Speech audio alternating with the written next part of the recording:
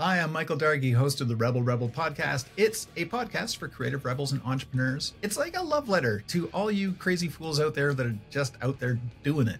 It is people that take risks. It's people that fall down and get back up again. It's people that are wildly successful despite themselves.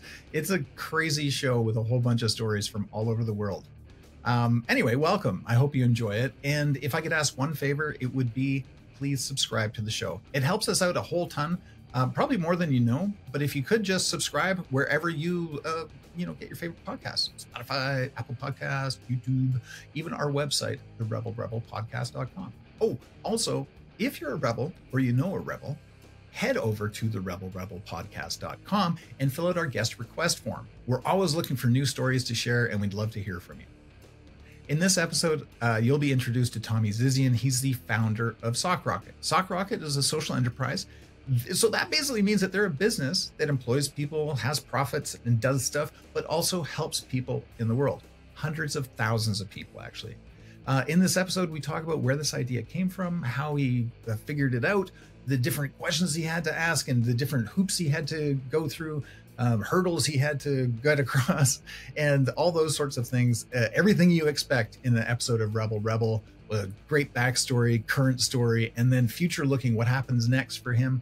And then some personal stuff about, being a parent and, some of the books that you might remember from when you were a kid, or if you're a parent that you're reading to your kids right now. Anyways, a lovely episode. I'm sure you'll enjoy it as much as I did making it. Please welcome to the show, Tommy Zizian. We're here, of course, with my very favorite sock monger. It's an honor. Tommy, how are you doing? I'm doing very well. How are you? I'm good. So when we last spoke, you were monging socks. Yes.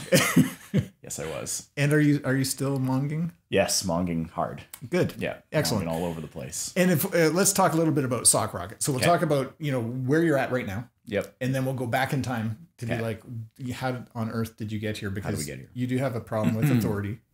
You could say that, I guess. Yeah, right off the hop. That's true. Established. But yeah, let's talk about SockRocket to begin with, because it's one of my favorite things to do is to have a pack of socks to give away to people. And, it's one of my favorite things to provide. Love it. Yeah. So catch me up. SockRocket is doing a lot of things, doing really well. Okay. Doing mainly corporate brand, maybe mainly custom socks for organizations, events, businesses, charities, all over the place who are just looking to promote their brand, promote what they're doing, promote a new line, give gifts to their employees, table drops at weddings. We do a lot of different, a lot of different custom socks. Okay. So that's most of what SockRocket is these days. We're also obviously still a full-on retail company. Yeah. We have our website. We sell socks. And are you still you get some socks to give away with every pair of socks that you buy? Yeah, social enterprise, that's the entire point. So we're 3 pairs donated every single pair of socks that we produce and sell. Man. 400,000 pairs donated now so far. So holy. Just through this, just promoting social enterprise, getting people talking about it, showing that it's possible, be profitable, but also be socially responsible. That's amazing. It works. Oh, that's so good. And I know that it's one of the most sought after things for homeless people. It is, yeah. It's, any agency that's frontline supporting those in need, particularly those who are unhoused, it's socks and underwear and hygiene products. Yeah, for sure. People don't have the ability to wash their socks a lot of time when they're facing homelessness, as you might imagine. So yeah. Well, and I know, I tend to trip down 14th Street on my way down into Kensington, and there's lots of people along the way that will, when I'm stopped at lights, they'll come in looking for money. Yeah. And I don't always have money because don't live in that. Yeah, but I got socks. Everyone should. And I tell you, the look on their face when they get a pair of fresh socks, holy. Well, yeah, so you've described why we're doing this, right? That is kind of how it all started. People need socks, and amongst other things, the whole point is that the whole point now that we were proving through the years is that it really is not expensive or difficult to just meet people's basic needs as a business, right? As opposed to as an individual. Like anyone can do this. Sure. But like as a business, you have all this leverage and all this, you know, wide network and revenue, cash flow. Like you're better set up, obviously, as a business to be able to do stuff to meet people's basic needs than you are as an individual, for the most part, without taking out like, you know, motive and such. Yeah, right. Just logistics. Yeah, yeah. What got you started down this path? Well, that just being connected to that world. My wife is a social worker. She's a therapist now. She was a social worker there, frontline. Yeah. So yeah, connection to that, and just exploring it on my own and really learning about social enterprise. I think the concept of a social enterprise was, as it is probably to a lot of people, very foreign to me when I learned about it. Yeah. Didn't really understand, had a lot of questions, you know, wanted to figure them out. So did my best and found social enterprises along the way. Yeah. And I was doing web development. Like I ran a web development operation. Okay. So I was building out websites and web presences for mostly startups and small businesses, some medium-sized businesses at that time. Yeah. And just kind of got tired of doing that for other people and wanted to explore it on my own. And it was like, hey, social enterprise over here. Like, this is pretty cool. Yeah. And I was a big fan of the subscription model also, which is how Sock Rocket started as a Sock of the Month subscription program, which we still operate. So just kind of marrying those two things together and seeing what was possible as a subscription-based social enterprise. Far out. Which morphed obviously into where we are now. Yeah. Okay. So, so many questions jump to mind, not the least of which is, what's your favorite pair of socks to sell? Favorite pair of socks to sell. I mean, it changes all the time. Obviously, we have two really amazing designers, and we have a lot of really cool designs. So my current favorite was actually the one that we just did for Halloween this year, which was the pumpkin pie. I don't have them on, I should, but yeah, pumpkins with the little with the symbol for pie inside. Wow. So yeah, it was solid. It was enough of a groaner, but also applicable. You know, yeah. Those are my favorites. Are the silly jokes. Yeah, yeah. The ones where you got to think about it for a sec. Yeah. Just kind of see the flash of the sock and be like, oh. Yeah. Or they're just obnoxious. You know, just way too bright and colorful and way too many things going on them. I really love those. What do you look for in a sock designer? You know, that was we hired a designer. She's amazing. Her name is Hope. 6 months ago, we have had a designer on staff, Jessica, also incredibly talented. For the whole time, Jessica does all of our retail designs, and had been doing a lot of our custom. As we expanded the custom side of our business and doing a lot of more socks for agencies and organizations out there, needed to bring on another person. Went through the whole process of doing that and was really mind blown by that. I know that we're in like a difficult job market right now, and there are a lot of contributing factors to, I'm sure you know a lot about this, like creatives and their ability to consistently source work. Sure. So we actually had over 1,000 job applications for one graphic design position. Oh my God. And not even through that many, like we just had our social network and our website and just like Indeed. And holy. I think it was like Workopolis or something like that. It wasn't extensive. Yeah. But, you know, work from home position, I get it. But yeah, it was quite shocking to go through that whole process, and it hurt me because I want to hire everyone. There's so many friggin' talented people out there. Oh man. Everyone's got these, you know, super creative work sets and really nice people. So I at that point I was like, okay, as many things as possible. That's what I'm looking for. You know, like bring as many things to the table as you possibly can. Right. And this person, Hope, who we have hired, it was that. It had a lot of different skill sets, and just has been a great hire. Has been a so champ good. the whole time. Amazing. Yeah. Is it now? I've seen, obviously I have a pretty solid sock game. Yeah. So I've seen some great socks. And I don't want to spend too much time on this because social enterprise is way more important than sock design. But well, I got to check it this is and box. it isn't. Like, it got to be cool. You know? Yeah. But is there, if somebody were to come up with a corporate design for their sock, what should they be thinking of? I mean, obviously they're going to talk to you, but you know, like, yeah, I mean, so there's a number of answers to that. Like, we take care of everything on our side from design to delivery, first of all, which is sort of our whole thing. Like, we're going to do it all for you. Yeah. You know, send us your logo, or sometimes not even. Just you know, express interest. Yeah, and we'll send you a full mock-up package, like 3D renders and everything. Oh my God. But it really depends on what your goals are. I mean, if you want to just showcase your brand in a basic way, like your logo, then logo pattern it up, and internally that will probably do well as long as you have a strong employee culture. People feel attached to the brand in a visual way, attached to the logo. Then and attached to the sense of community that it provides. We always preach. We always suggest, like, hey, do something fun with your brand, right? That represents your brand or represents what you're trying to bring across. That people will be excited to wear because it's something fun and unique. Yeah. Not necessarily, nothing against your corporate logo, but like not necessarily just the logo. The logo. Yeah. What does logo mean? Like what? Yeah, exactly. And those are my favorites. Okay. We do a lot of stuff like that for just, businesses who wanna. There's all kinds of examples, but Could I do? And can you change like the toe color and the heel color? Can you? Oh yeah. It's all fully, that stuff. Yeah, it's full. Can you do toe socks? We could do toe socks. Yeah. We can do anything that you want to put on your feet. Pretty much, we can sort that out as long as it's made of cotton. Yeah, all right, fair enough.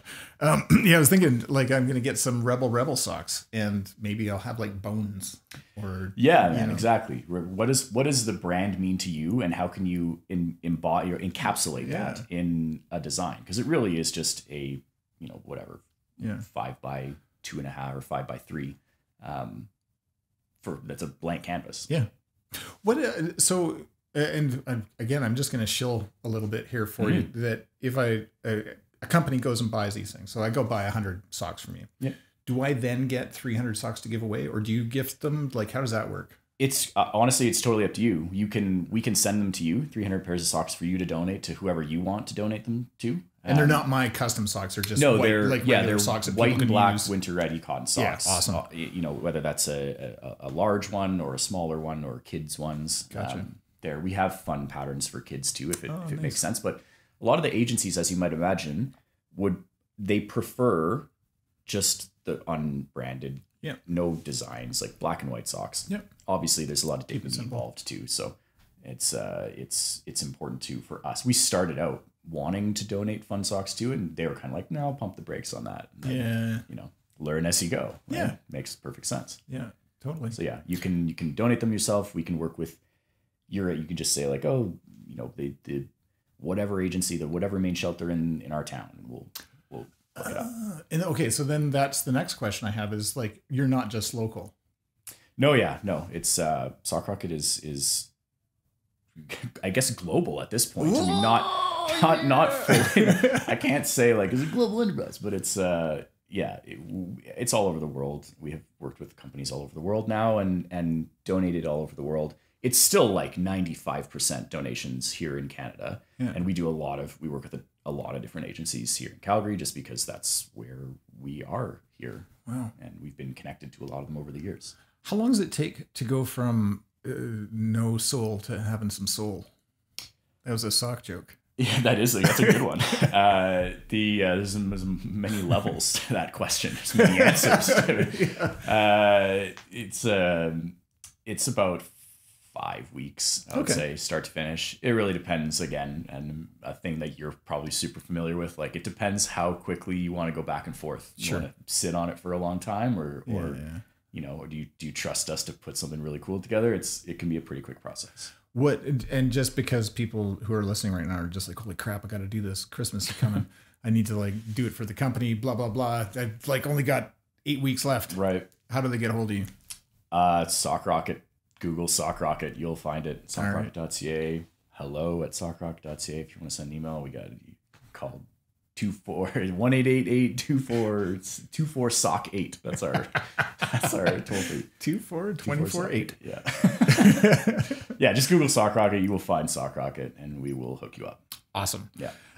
So tell me, let's go back in time a little bit and tell me about early Tommy and how early are we talking? Well, I know that you're a hockey guy. I've been a hockey guy. Yeah. Yeah. I know that you're, and I say this, tongue firmly in cheek, that you have some challenges with authority only in the sense that you just do your own thing. Yes, that's true. It's not that you're like, saying, authority's bad. You're just like... I'm not an anarchist. Yeah, not an anarchist. You just prefer to just march to your own drummer. Yeah, definitely. And okay, so I guess that came... I moved around a lot when I was a kid. Okay. Lived in 3 different cities before Calgary. Okay. Before I was 9. So I think a lot of fending for myself mentality contributed to that. And having to figure stuff out. So probably developed that as part of my character. And then had a lot of different jobs. Like I tried a lot of different things. I really liked cooking early on. So I did a lot of cooking when I broke into the job scene when I was like 15 or whatever. Yeah. Which is a great space. Like a kitchen is an amazing. Were you part of a brigade? Yeah. Oh yeah. Well, several at different restaurants. I did a lot of line cooking, a lot of prep cooking. Just at your standard, big restaurants downtown here, and then did a lot of golf club cooking and more fine dining stuff. Gotcha. And just I thought that was what I wanted to do. Had a lot of different jobs in that space, and did some traveling, playing hockey through junior and after junior. Just kind of traveled around a little bit and played in some different places, and learned that people work from home. I'd never really, I kind of didn't, my whole working life to that point had been, getting up and going to a physical restaurant and grinding. Right. I was like, oh yeah, I don't have to do that. I could plan for that. So I really tried. That's where web development came from, and getting into, learning as much as I could about programming. I knew a little bit from when I was growing up, and taking that forward and creating a life for myself that didn't necessarily involve a workspace, right. I think was the idea. And then once I got into entrepreneurship, following this media learning how to create digital assets and such, I realized that there was a lot more for me out there, and that I could do a lot of different things, just while ignoring any oversight, I guess is the right way to put that. Okay. So I could just sort of I didn't have to I didn't have to be told what I needed to do. Right. You know what I mean? I could just figure it out. Where do you suppose that skill set came from? Not everybody has that. It's an uncommon trait. Well, I don't know. I wouldn't even really. I don't want to call it a skill set. I want to say this is probably just learned behavior. Yeah. The main driver was wanting to create a life for myself that didn't require a defined schedule, that didn't require a workspace, that didn't where I didn't have to go do something if I didn't want to. Yeah. It was honestly, it was really sleep motivated a lot too. I was like, I don't want to go to work. Right. I've quit jobs in my life from bed. I'm like, I'm done here. Really? Yeah. Just because the job mattered that little to me. Wow. Move on to the next thing. I'll get a new job. Yeah.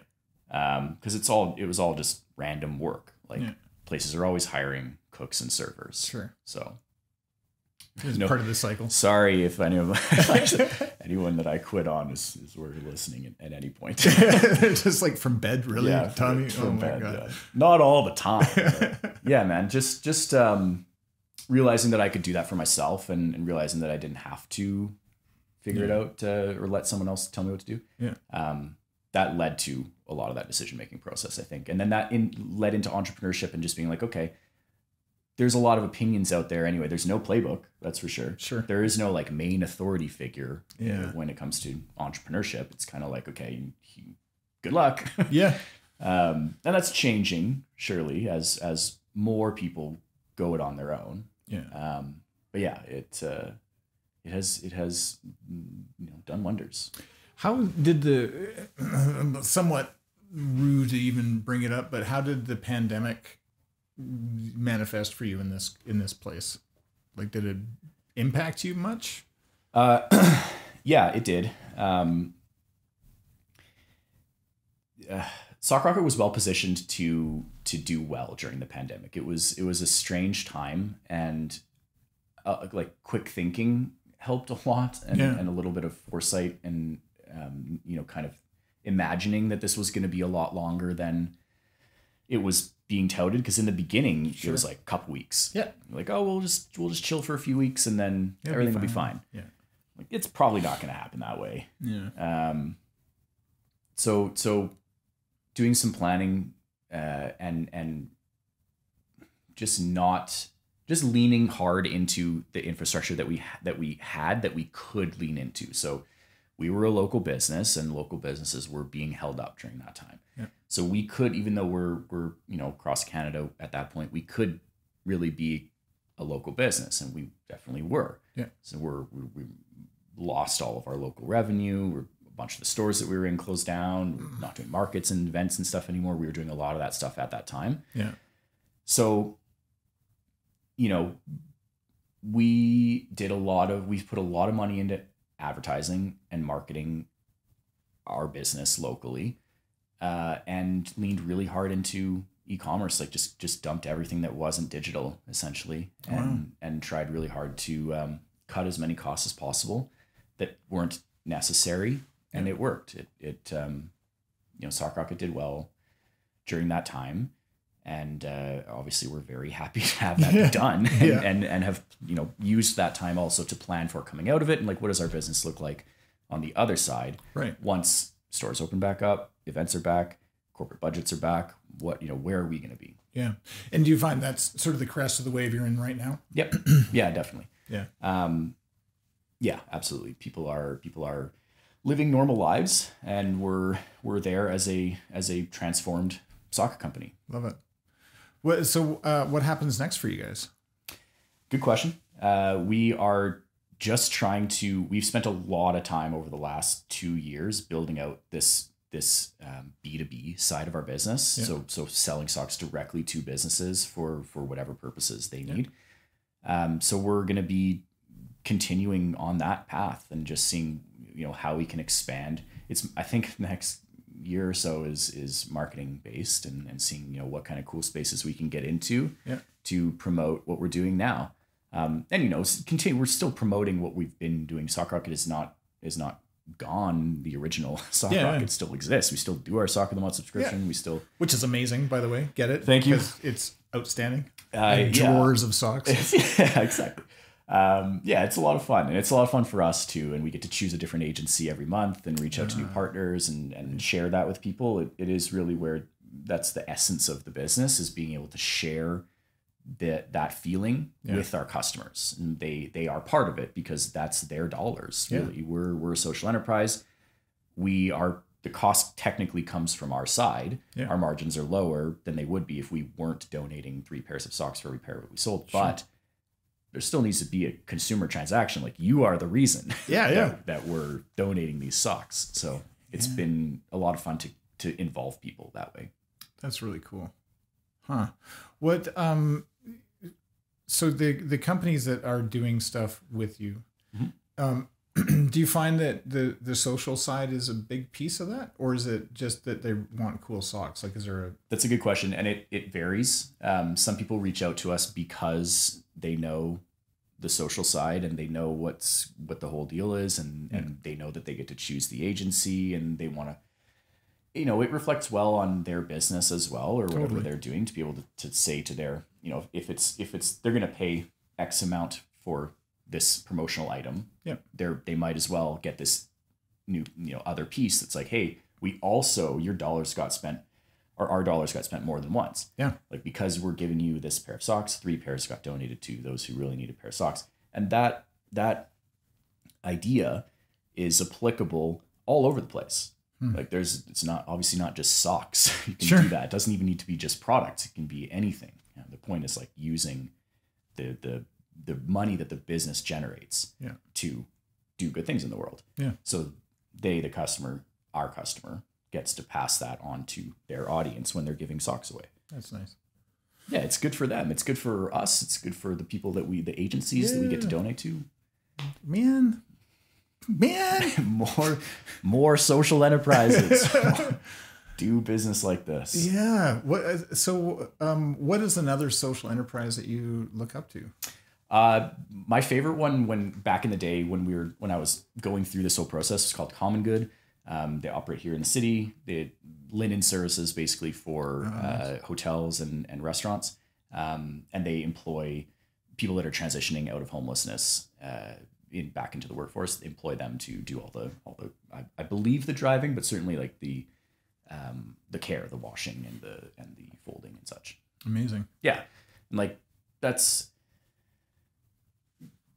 I don't want to say easy to do, because that's not. No disrespect intended to them putting all that together, but that idea is super replicable in the business world. Do you think that we need more social enterprise? Oh, for sure. Yeah. Well, no, that's a dim question, but like is there space for it? I guess. Absolutely. Yeah. I mean, people. There are.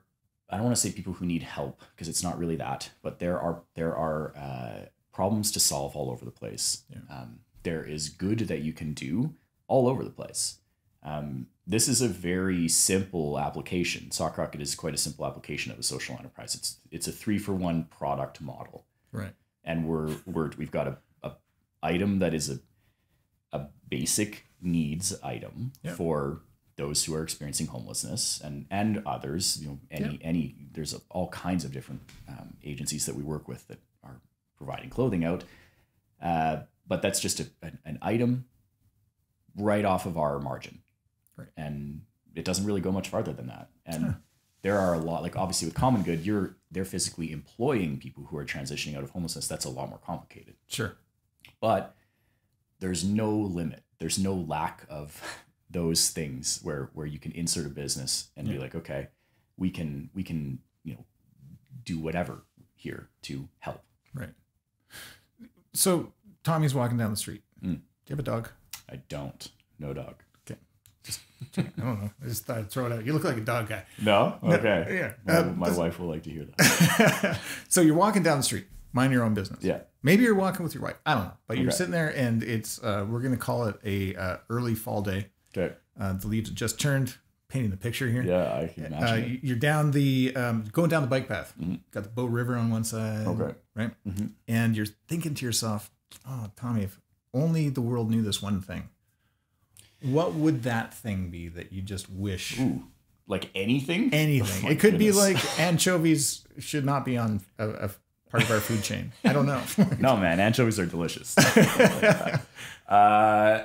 You can have more than one thing too. Yeah, that's fair. I would say to go back, it's honestly these days it's what I already said there, but like it's really not difficult for businesses to meet people's basic needs. Yeah. And as part of a social enterprise model, I know that's a very cliche thing to say for me, but dude, it's amazing. It just blows my mind, having operated this business for so long now, that it's my full-time job. We employ several people, so like obviously it's possible. Yeah.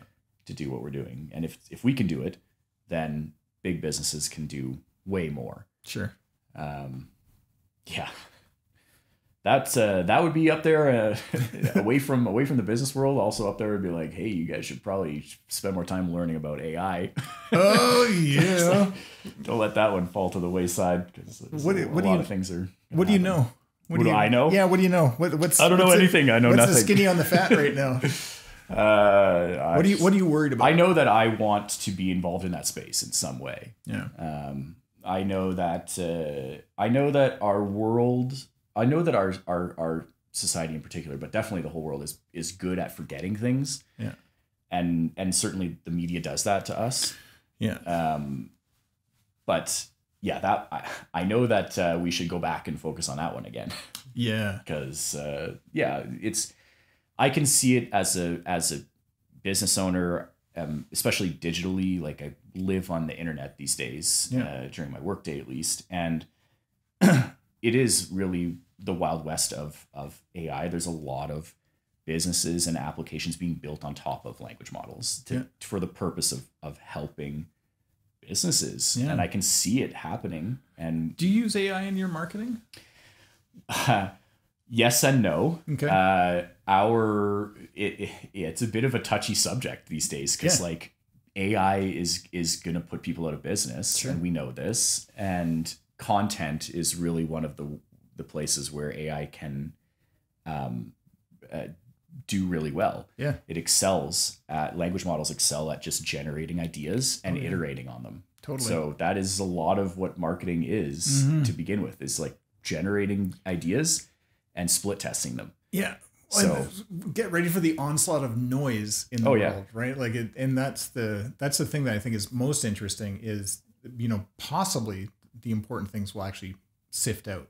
The things that are actually meaningful through the noise, but you've got to deal with the noise. Yeah. And that's what has happened in the past when there's, a boom of one piece of technology or one new thing.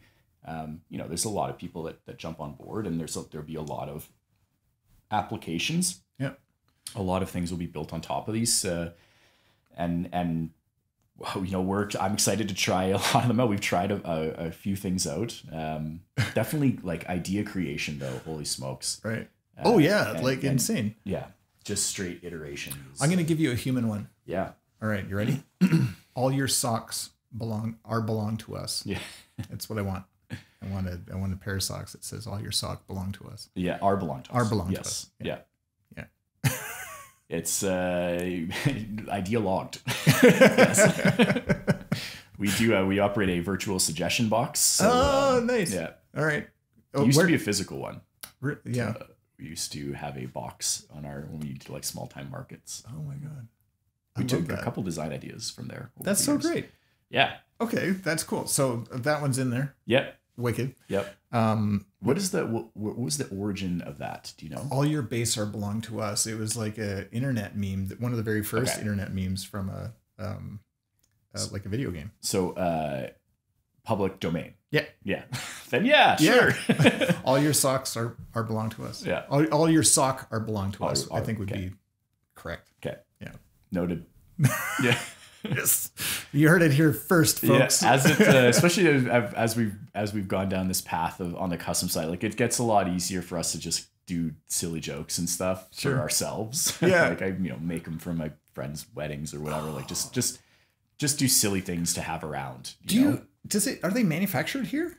Yes and no. So we have most of our production comes out of China. We also have production in Korea, and then we for the longest time had used Planesbreaker, which is here in Calgary. They produce custom socks here in Calgary as well. Yeah.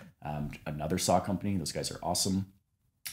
Recently we've moved away from that and done most of our production overseas because it is less expensive to do it that way. Mm-hmm. There's no doubt about it. And our entire, we get a high quality product from a factory that we've been partnered with for 6 years now. And they're amazing with us, and they have this, incredible family run environment over there that we're super comfortable working with. So good. So we have a great setup, and it just makes it so much easier for us to provide socks here on this side. Right.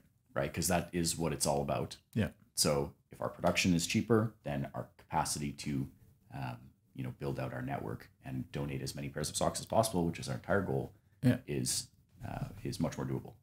And I guess, so a follow-up question to that would be, how is it working with China? I mean, you say family run, which is really nice, but are you concerned at all with geopolitics? That's a big question. How has it been working with China? Really great. From the beginning. A bit of a learning curve as far as what is their methodology? What are their tactics? What is their way of doing business? How How are they kind of going to try to get you with sales? Yeah. Different culturally, obviously, than it is here. Yeah. Some people say more aggressive, more pushy. I don't really know if it's more aggressive. I think it's just like they have a different approach than we do. So getting used to that. But then after that, just lovely experiences. You know, obviously they want your business. Obviously they want to keep your business. Yep. There's a lot of misconceptions about, you know, products that are made in Asia. Yep. And I've had great experiences. Can't say that it's all been super positive because it's been 6 years. You've been like, sure. You know, thousands of designs. Right. You got ups and downs for sure. Yeah. As with any business relationship, you know? Yeah. So yeah, I've really enjoyed it. I was super impressed in the beginning. Like all these reps speak English and they're willing to communicate however you want to communicate. And I was expecting a maybe naively a bit of a harder experience, but it hasn't been. It's been super smooth, and we've been very fortunate to have found. We did a lot of sampling, and just to have found the right mix. Yeah, I was gonna say, how did you find the right partner? Yeah, a lot of sampling, a lot of back and forth with a lot of RFQs and a lot of just conversations. And back and forth and you know, brokering and figuring out there are a lot of agencies that you can employ over there to like sort of be your eyes and ears. So a little bit of that and just checking in on things and making sure that everything was what we wanted it to be. And it was with this one, and jeez, it's worked really well. You swing big, hey? I don't know about that. I try not to. Maybe I just don't look where I'm swinging some of the time. Okay. You know, and sometimes it ends up working and sometimes it doesn't. So I fail a lot too. Yeah. Okay. So tell me about a failure. Give me a failure that you picked yourself up from, or that you just left behind and being like, you know, screw this. I never want to do that again. Well, I mean, a lot of my work life was that way. Yeah. Just sort of like, I was never a great cook. I was never very good. Okay. But I had a great time and I had good people around me. And eventually it was like, okay, I'm not going to get any farther with this. It's not a failure. Yeah. Because my goal was to make money, which I did. Sure. Yeah. It's just a job. But yeah, just leaving that behind was like, okay, this is not going to be it. Yeah. And having the wherewithal to just forget about it, you know. Yeah. Failures in business though, like every day, honestly, every day we fail in some way. That's so true, isn't it? You know, it's so hard to stay on top of everything running a business. Like I'm currently failing right now. This is a good answer. Okay. I'm failing right now because like I should be, I need to be on the phone with, I need to be connected to people and I'm not. You know? Right. You're spending time with me on the, I want to be here. Yeah. But like, I need to be prepared. Should. We're like 10 days from our opening of our Christmas season, as far as like events and such go around here. And it's every weekend until we go. And it's, you know, it's our customers all over the place looking for their orders and trying to close orders and trying to get everything in before the time for the deadline. Yeah. Like objectively as a business owner, I should be doing that. But my point being, every day things fly at me and I don't handle them with grace. Okay. Because how can you? Thank you for that. Well, I mean, it's true. You can't, I don't wake up in the morning expecting to just do everything right.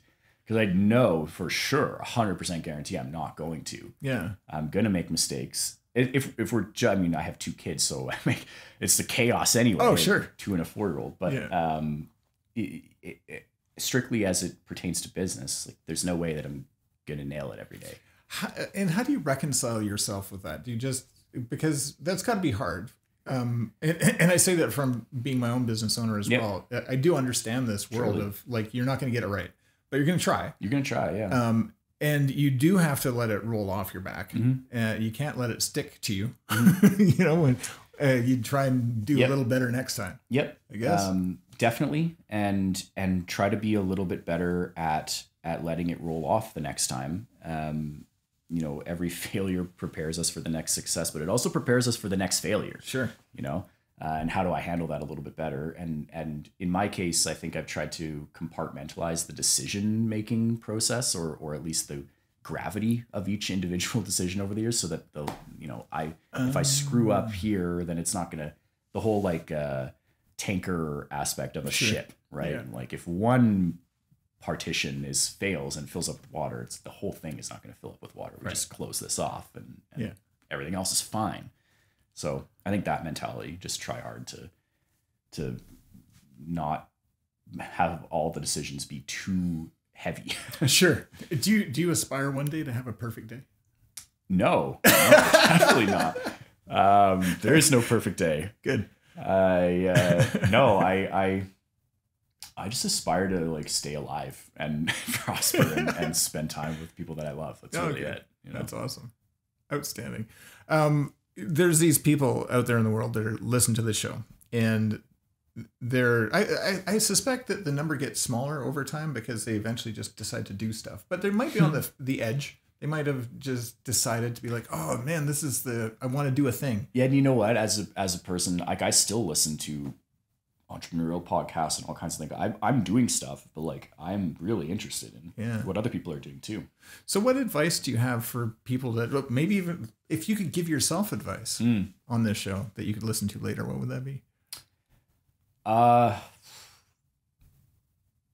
think just do it is my main advice most of the time to myself and to others. Like if you want to do it, just do it. Like what are you waiting for? Yeah.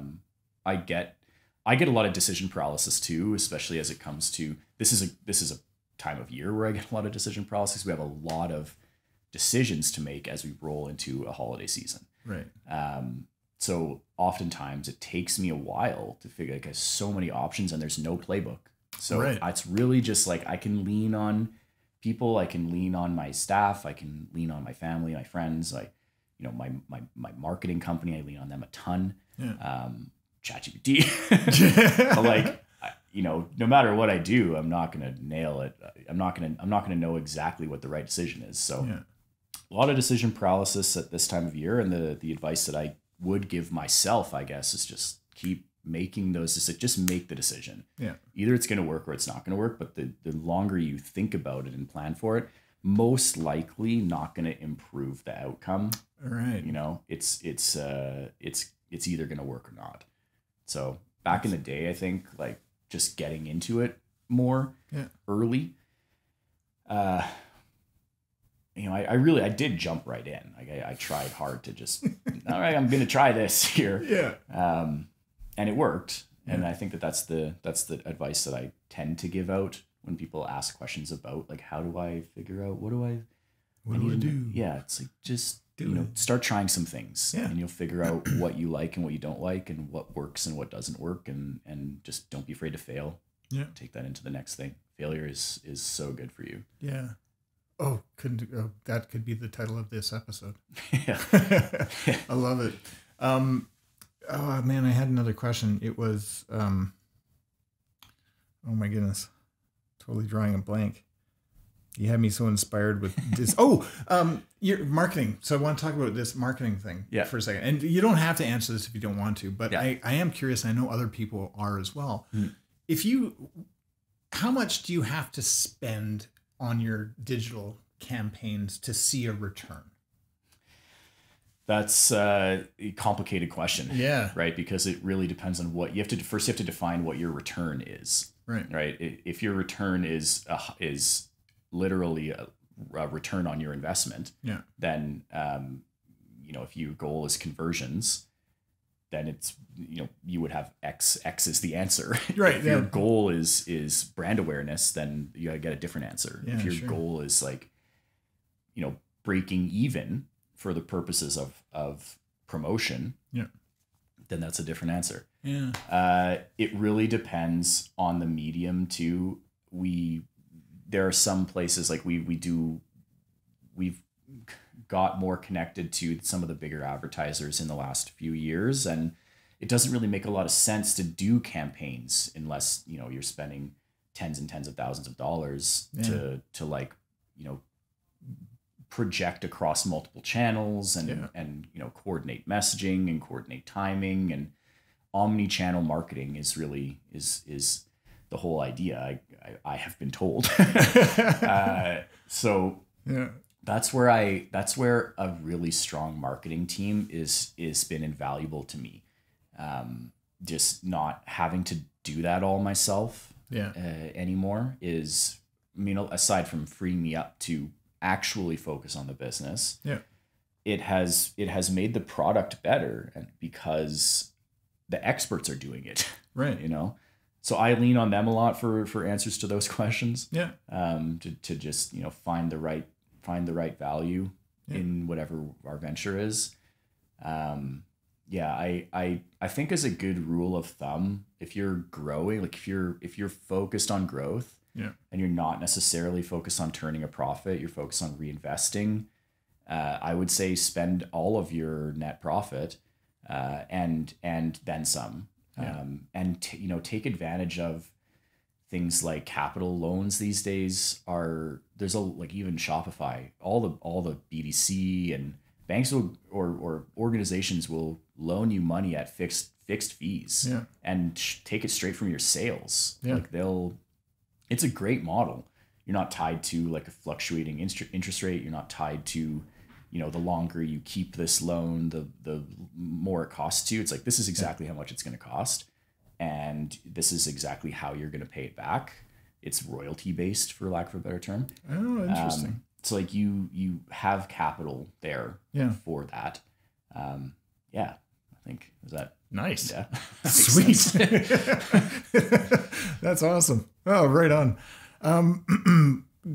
You've got young kids. Yeah. Do you have a favorite kids book that you like reading to your children?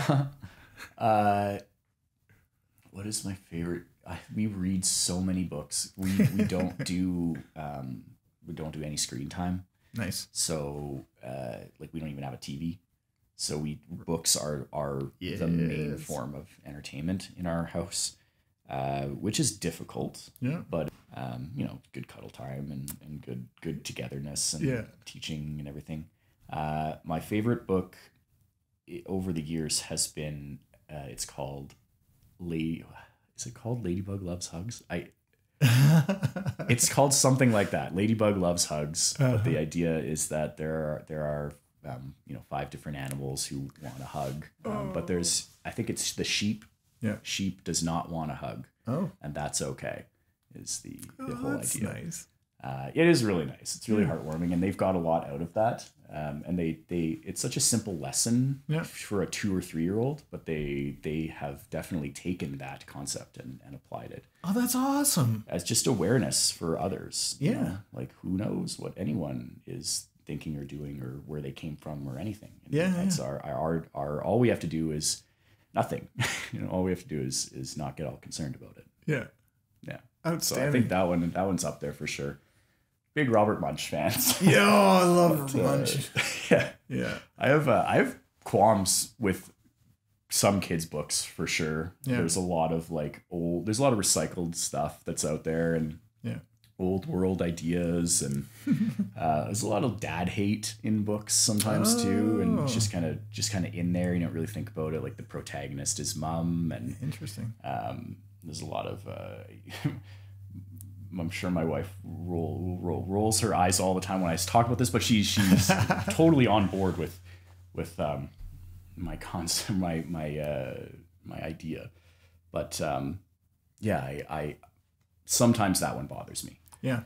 There's a lot of really cool books out there that counteract that, though. Yeah. So yeah. And I don't know what your thoughts are here, but I think Dr. Seuss holds up. Dr. Seuss holds up.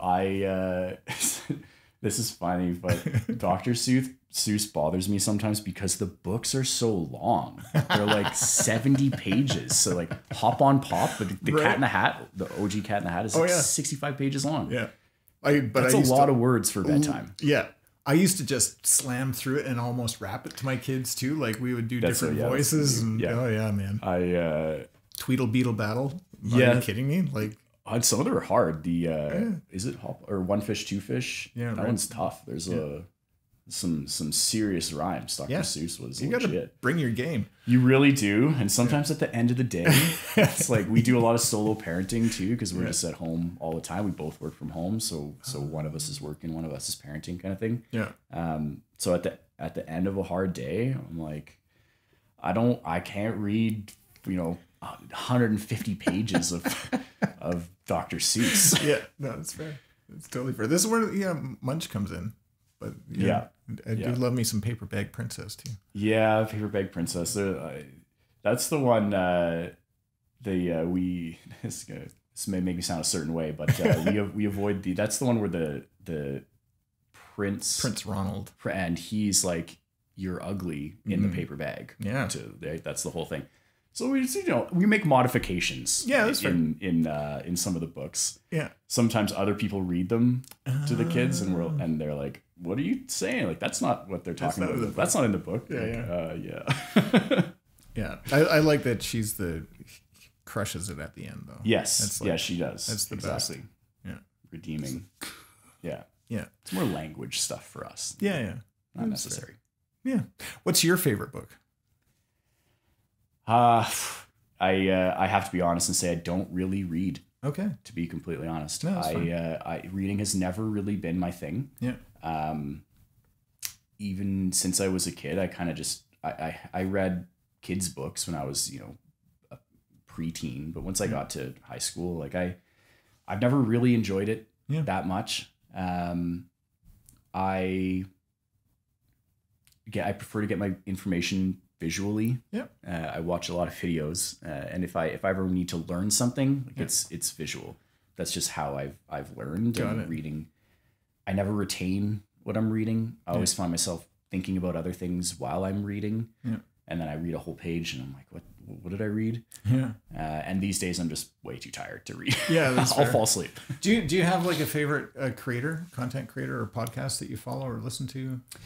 I like Lex Friedman. I listen to a lot of Lex Friedman, artificial intelligence and just like bioengineering, a lot of programming talk. Yeah. Super dry probably for those who are not who wouldn't be enthralled, but I really dig that.